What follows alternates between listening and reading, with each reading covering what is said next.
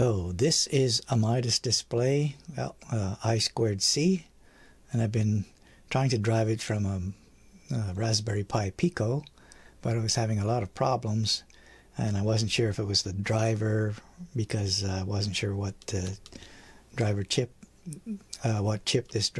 which driver this chip needed. So I've been using an Arduino Maker Zero just to troubleshoot and try different libraries and so on. And I think I've got it running here. Let's see. Yeah, element 14, experimenting with extreme environments using Hammond manufacturing. So this is still got their Raspberry Pi Pico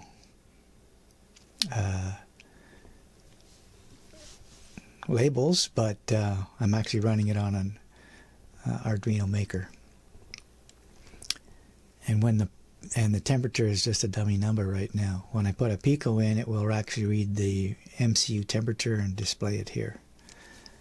So we'll try that next now that I've got I figured out which library to use, and the I2C is all connected properly. I'll just have to put a Pico in here and see if I can get that running.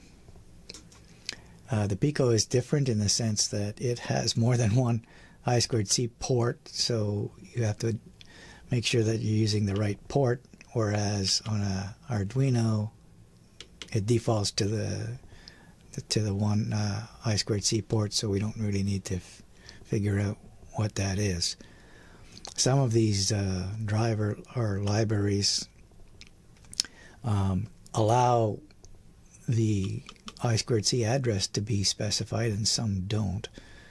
Fortunately, this one does, and it actually needs to be different from what the scanner says. So there's I ran an I2C scanner to find out what the address of this display is, and it says it's 3F, but in fact there's a 1-bit shift in the somewhere in the display driver, so we have to use 7E, which is a 1-bit shift in the I2C address, and that now works fine, but it took a while to figure out what the right library was, what the right address was, and all that stuff. And fortunately, it's working now.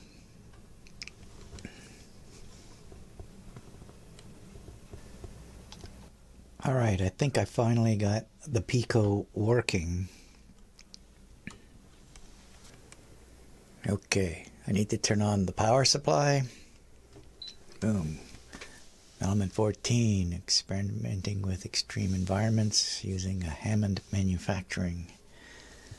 And this is the Raspberry Pi Pico with the Arduino IDE, displaying on a Midas I2C display.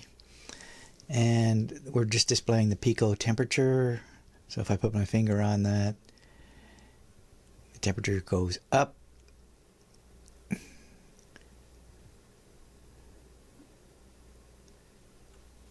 if I take it off, the temperature goes down.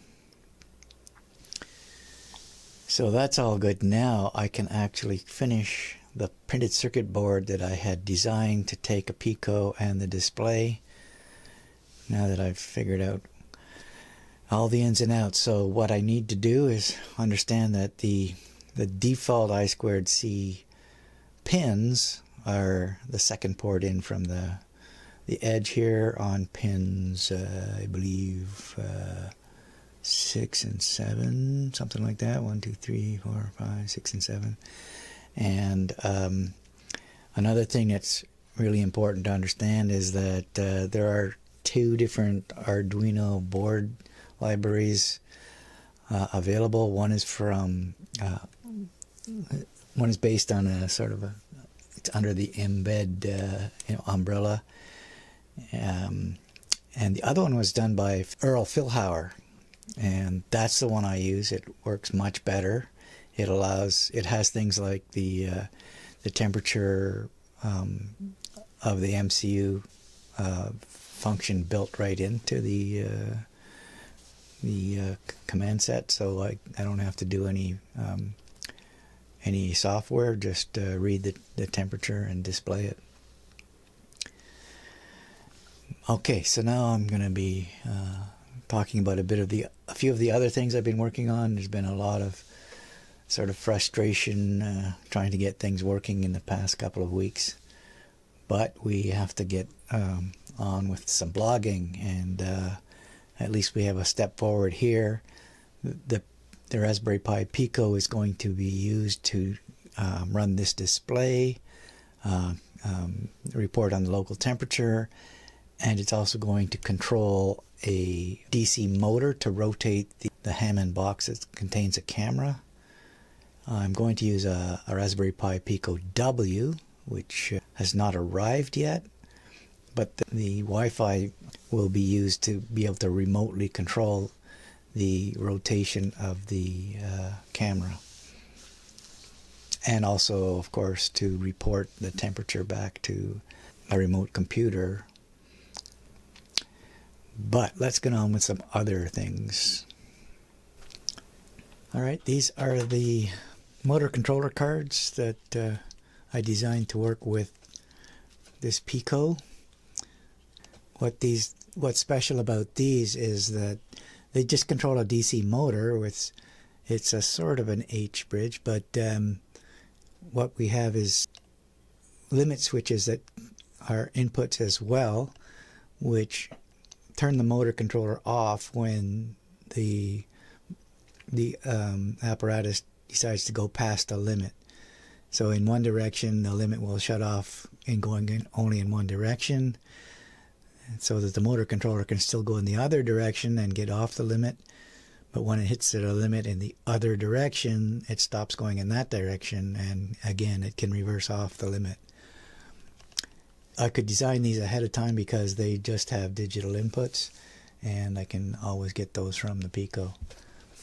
Whereas the card that's going to hold the Pico and the display, I had no idea if that display would really work, and now that I do, that card will be a separate card. But we are making some progress. I have most of the parts for these controllers. The main thing missing, of course, is the motor. It hasn't arrived. I do have a backup motor that I can use, but it will require some gearing down. Although it's a gear motor, I want this thing to rotate slowly, and I will have to gear it down a little bit to get the right speed. The motor, if the motor I ordered comes in time, I can use it. It'll just be the correct speed to start with.